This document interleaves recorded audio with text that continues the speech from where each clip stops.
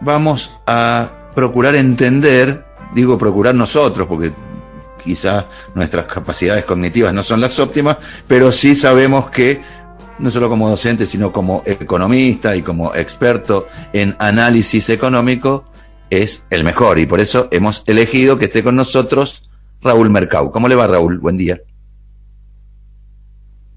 Buen día, ¿cómo les va? Muy ¿Cómo bien, estás, Ariel? muy Bueno, bien, un gusto estar otra vez con ustedes. bien. Bueno, seguramente usted tiene una agenda y nosotros queremos escuchar, pero nuestra preocupación, sin lugar a dudas, obedece a dos cuestiones básicas. Uno, la deuda, cómo se afronta la deuda, porque escuchábamos inclusive a algunas personas de la oposición hablando de los índices elevados que se pagan para cancelar algunas deudas, y el otro tema que sin lugar a dudas es un tema que preocupa porque a Mendoza parece que no le va mucho mejor que al promedio de la nación, y básicamente en términos de empleo, que es una de las grandes preocupaciones que tenemos como sociedad.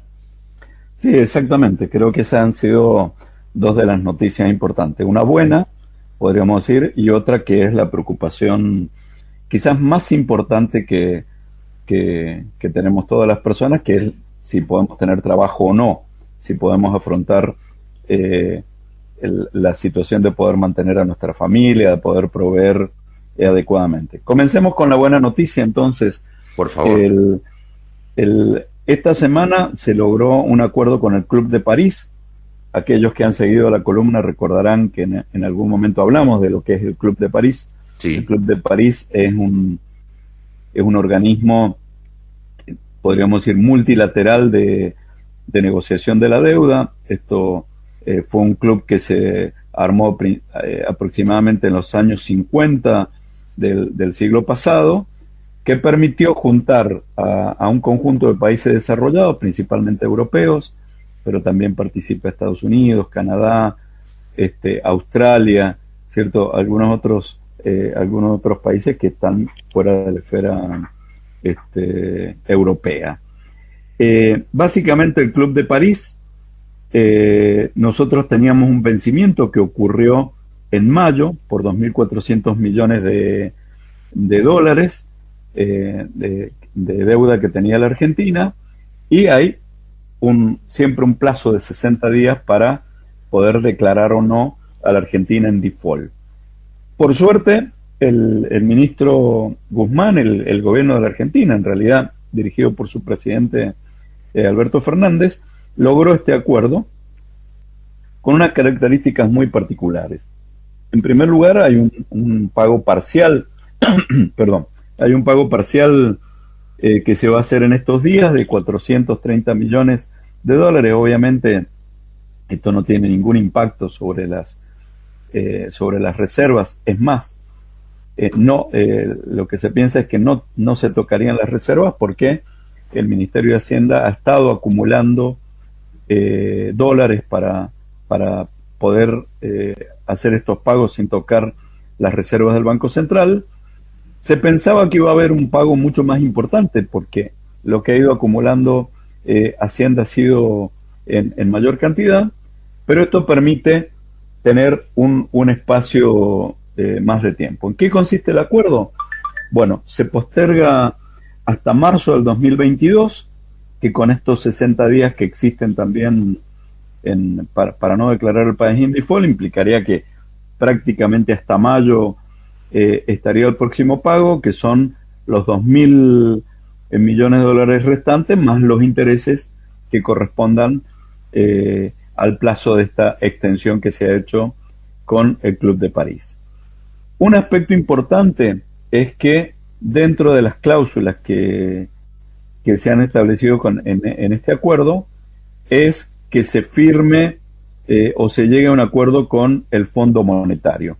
Y ahora entonces vamos a hablar un poquito de qué implicancias tiene eso, qué impacto puede tener sobre todos nosotros. Primero, ha tenido una recepción muy positiva por parte de todos los analistas, tanto en el país como fuera del país. Es decir, que Argentina no entre en default hubiera generado una situación bastante comprometida para el gobierno de Alberto Fernández. Es decir, tanto desde el punto de vista geopolítico, porque este Club de París involucra a muchos de los países que han apoyado a la Argentina en la negociación con el Fondo Monetario, y además tendría otras consecuencias también cambiarias, inflacionarias, que vamos a hablar enseguida. En segundo lugar, como decíamos recién anticipa y da esa señal al resto de los mercados que la Argentina tiene la intención de acordar un acuerdo con el Fondo Monetario antes de marzo del 2022. Es más, el mismo ministro ha dicho que, o dio a entender que este acuerdo podría ser antes de esa fecha. Aquí hay una gran discusión, sobre todo entre distintos economistas, qué va a pasar con dos vencimientos que van a ocurrir muy pronto. Estamos hablando en total de casi 3.680 millones de dólares, un vencimiento en septiembre por 1.840 y uno similar en diciembre, pero hay una ventaja, que la Argentina va a recibir fondos del mismo Fondo Monetario Internacional, que son los derechos especiales de giro, donde totalizan más o menos unos 4.350 millones de dólares. Es decir, en principio, los pagos que podrían haber si no hay un acuerdo antes de las elecciones, que es prácticamente lo que la mayoría de los analistas piensan, que no va a haber un acuerdo del fondo con el fondo sino después de las elecciones, se tendrían esta cantidad de dinero para poder afrontar los pagos. Es decir, Argentina, en este caso, lo que está tratando de lograr es un acuerdo con el Fondo Monetario que sea lo más favorable a la situación macroeconómica de la Argentina y de las posibilidades reales de pago. En eso el ministro y el presidente han sido muy claros, que no van a llegar a un acuerdo que ponga en riesgo la situación de la Argentina. Creo que con gran responsabilidad también. Es decir, Argentina está demostrando que quiere pagar responsablemente, pero también está mostrando una responsabilidad hacia el interior, en el sentido de no generar un acuerdo de facilidades extendidas, que se llama, que implica ciertas condicionalidades que Argentina está tratando de lograr el mejor de los acuerdos. Volvamos sobre el acuerdo con el Club de París. Decíamos entonces que es una buena señal porque no genera inestabilidad, porque da una señal de que la Argentina no entra en default, asegura la calma cambiaria, ¿cierto? ¿Por qué? Porque no se tocan las reservas, con lo cual no se está dando una señal de que hay un peligro de que se agoten las reservas y que estemos en una situación hiperinflacionaria.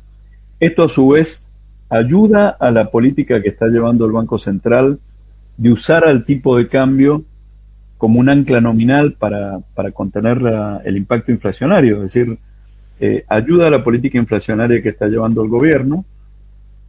Por otro lado, también va a permitir este efecto que tiene sobre la inflación y sobre la política que está llevando el Banco Central, con la política de ingresos, de recuperar el salario real de los trabajadores, porque el mismo gobierno había llevado paritarias prácticamente hasta agosto y algunas hasta septiembre, con un ajuste del 30%, pero ahora vemos que se están abriendo otras negociaciones que están alrededor del 40 o por encima del 40. Claramente el gobierno lo que quiere es promover una recuperación en estos márgenes, obviamente, del poder adquisitivo del salario. Como decíamos recién, evita desembolsos de las reservas.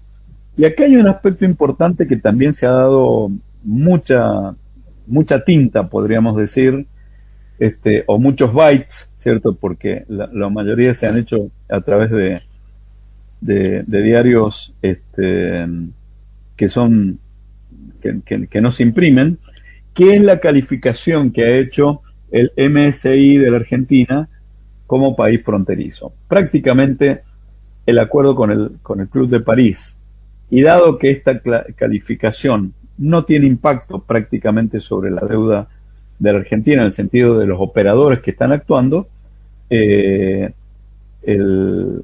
va a ser un aspecto importante.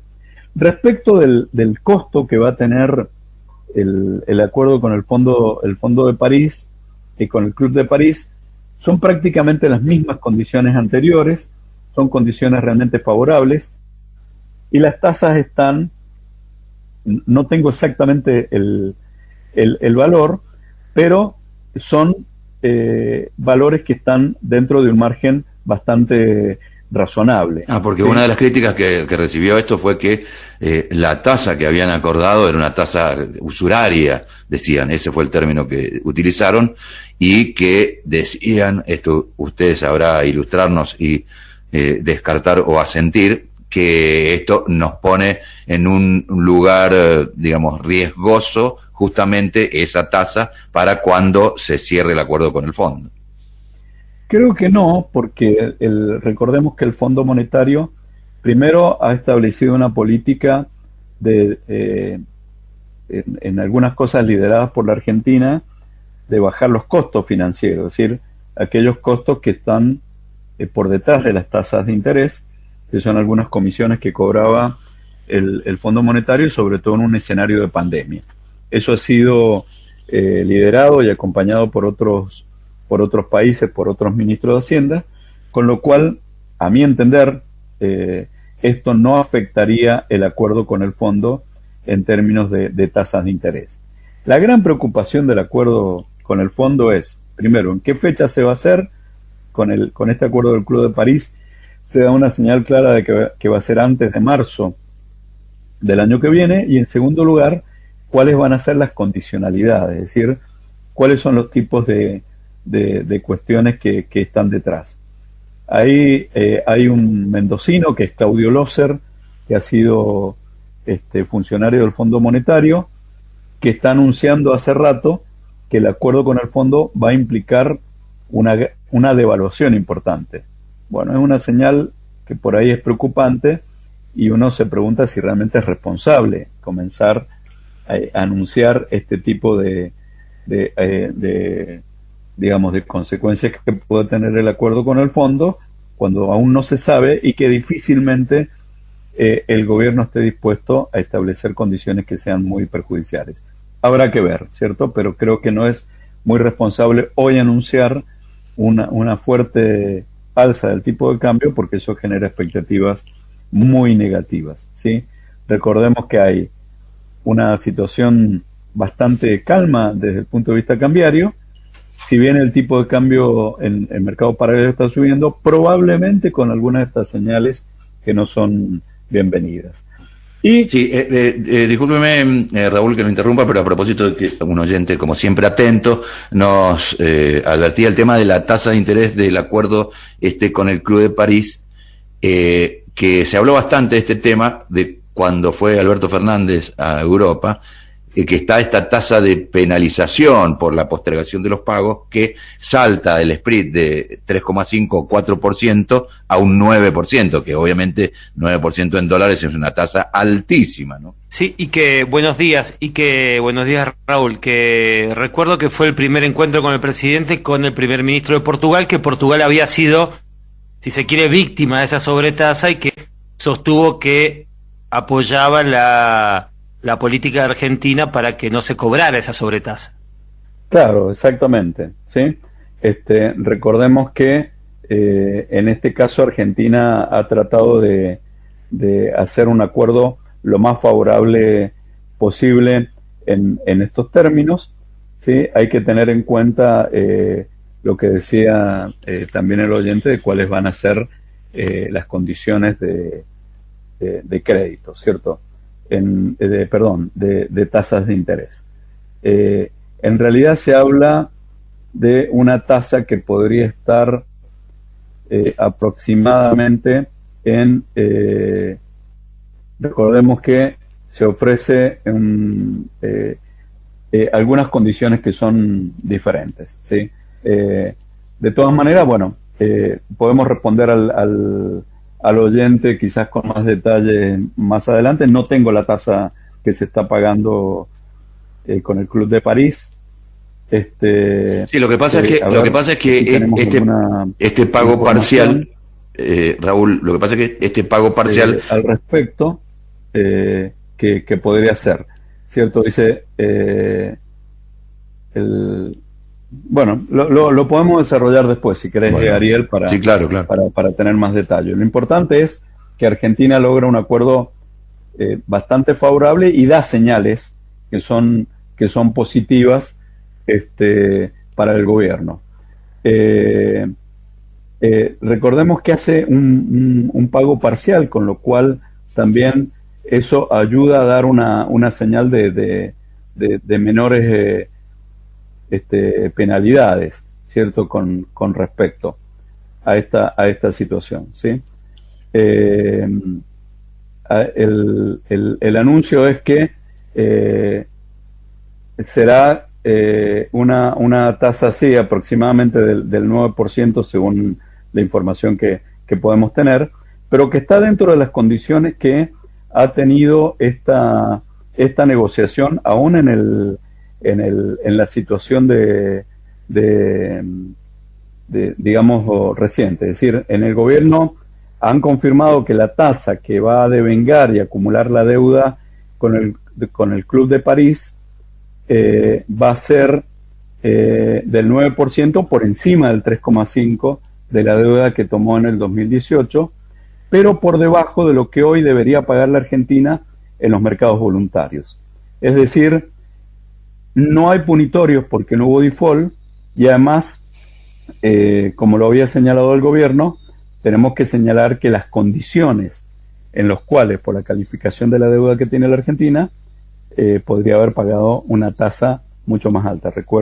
Recordemos que el riesgo país está por encima de los 1.500, lo cual, como lo dijimos en algún momento,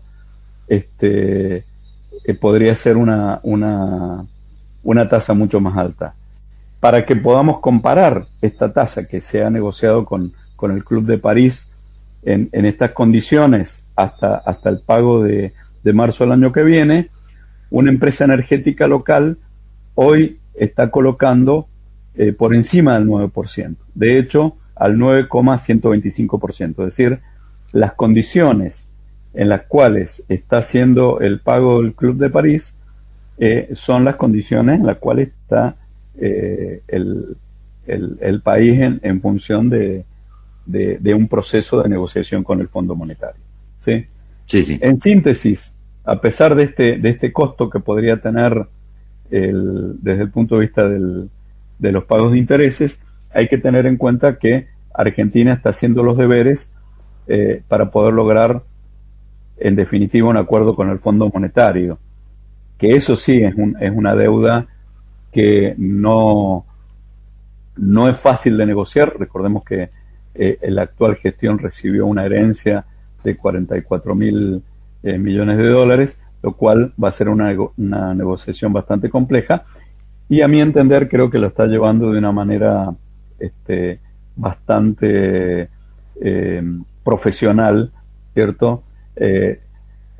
Llevando a la Argentina a una situación no compleja de default, que hubiera sido muy complicada, dada... Sí, bueno, y esto es lo que... de las reservas y una conducta bastante responsable que ha estado teniendo el gobierno. Lo que deja sentado, Raúl... Pasamos ahora a la situación del desempleo, que es una situación que tiene otras características. Sí, lo escuchamos, Raúl. Sí, perdón. Sí, lo escuchamos. Un segundito. Bien. Bueno, una de las cuestiones que podemos ir deduciendo de esto es la importancia... Ahí tenemos alguna... Sí. ¿Hola? Sí, lo escuchamos nosotros. Sí, un segundo. Lo escuchamos, Raúl. Bueno, mientras Raúl Mercado, especialista economista, nos explicaba esto, es interesante deducir que lo político, a veces cuando quieren someter lo político al económico, sin lugar a dudas, las definiciones y las decisiones políticas son lo que opera sobre la economía. Por eso la importancia de la posición argentina frente a, primero, por qué el FMI le pudo prestar esa cifra tan extraordinaria que ha sido el préstamo más grande que ha otorgado el Fondo Monetario Internacional a un país, por y para qué se lo prestó a la Argentina en el gobierno de Macri. Sí, obviamente, Ariel, retomando, disculpen, tuve un problema técnico acá en la comunicación. Sí. No, obviamente es una ilusión teórica pensar que la economía está desarticulada de la política. Son cosas que en la realidad actúan de manera conjunta. Obviamente el gran endeudamiento que tuvo la Argentina fue solamente poder postergar una situación de default que se entró en la gestión anterior, y donde la influencia o la amistad o las relaciones que podía tener el gobierno local con el gobierno de Trump tuvieron una gran situación. Es más, cuando uno leía lo que los técnicos ponían en el otorgamiento de este préstamo extraordinario, claramente anunciaban que en 3, 4 o 5 años la Argentina entraría en default, con lo cual no se podía entender por qué esos mismos técnicos que colocaban estas leyendas estaban a su vez aprobando un otorgamiento de condiciones tan extraordinarias para la Argentina. Lamentablemente eso ha tenido después condiciones muy complicadas, las tiene para la Argentina, porque hoy tenemos que hacer frente a una deuda que en ese momento todos los analistas sabíamos que era impagable en las condiciones en las cuales se habían establecido. En este sentido, creo que la gestión de haber logrado el acuerdo con el Club de París, que disipa cualquier riesgo de inestabilidad geopolítica respecto a esta situación, allana también las condiciones para una negociación favorable, sabiendo que tenemos dos pagos importantes ahora en septiembre y en diciembre con el Fondo Monetario, pero que a su vez tenemos los fondos para poder pagarlos sin lograr a una situación o riesgo cambiario de gran importancia. Bien, y si pudiésemos saltar al otro plano, que es el de gran preocupación que tiene que ver con el empleo, Raúl, y usted nos puede orientar. Bueno, se han dado los datos de empleo, lo cual podríamos decir que hay algunas buenas noticias con respecto a la situación general del empleo, si uno lo mira de la perspectiva de lo que ocurrió durante la pandemia. Recordemos que en el primer trimestre del 2020 había una tasa de desempleo en la Argentina que era del 10,4%, y que en el segundo trimestre pasó al 13,1%, pero con una gran caída de la tasa de actividad. Es decir, recordemos que para poder entender el mercado laboral, la tasa de desempleo se mide sobre aquella gente que permanece en el mercado laboral. Fruto de la pandemia, la proporción de personas que estaban en el mercado laboral cayó casi 10 puntos. Si hubiera permanecido la misma cantidad de personas, la tasa de desempleo no hubiera sido el 13,1 en el segundo trimestre del año pasado, sino que hubiera sido del 29,1 a nivel nacional. Es decir, hubiera sido mucho más alta. Es decir, el impacto que tuvo la pandemia sobre los niveles de actividad fueron muy altos. En este primer trimestre, los datos nacionales nos dan una tasa de desempleo del 10,2%, es decir, prácticamente la misma tasa que había en el primer trimestre del año pasado. Y si nosotros hiciéramos esta corrección, decir, bueno, ¿por qué no hacemos ese mismo análisis de ver que la misma proporción de personas estaban en el mercado laboral? La tasa de desempleo no cambia sustancialmente y llega al 11,7%. ¿Cuál es la situación en Mendoza? Bueno, Mendoza tenía un 9,8% de tasa de desempleo el año pasado, en el primer trimestre, llegó al 15% en el segundo trimestre y hoy está en el 8,2%. Si nosotros hiciéramos la misma corrección que comentábamos recién, Ariel, sí, respecto a la tasa de desempleo del segundo trimestre del año pasado habría sido del 25% y no del 15%. Es decir, verdaderamente el impacto que tuvo la pandemia fue muy importante, y hoy tenemos una tasa del 8,2%, que si hacemos la misma corrección estamos más o menos en el 8%. Es decir, no hay una situación tan compleja. Bueno, esto es nos una calma. buena noticia. Claro, esto es una buena noticia para Mendoza, pero hay que tener en cuenta que es la tasa de desempleo más alta de la zona de Cuyo. Cuyo tiene una tasa de desempleo promedio del 6,6%, recordemos que Mendoza es el 8,2%, pero San Juan tiene el 4,4% y San Luis del 3,5%. Es decir, a pesar de que ha habido o se ha mantenido, Sí, podríamos decir, nosotros le bajamos el promedio a Cuyo en realidad en el tema del desempleo. Exactamente. Le subimos en eso realidad. implica, exactamente, no nos coloca, nos baja, digamos, en posicionamiento, Claro. a Cuyo, prácticamente ocasionado por la situación de Mendoza. Y acá hay un dato curioso, porque Mendoza históricamente se desprendía de la tasa nacional. Es decir, pensemos que ahora Mendoza está en el 8 y la nación en el 10, cuando generalmente nosotros estábamos más cercanos a San Juan o a San Luis del 4%. Es decir, es una situación para pensar y analizar más profundamente. Sí, para pensar profundamente. Muchas gracias, Raúl Mercado. Gracias a ustedes.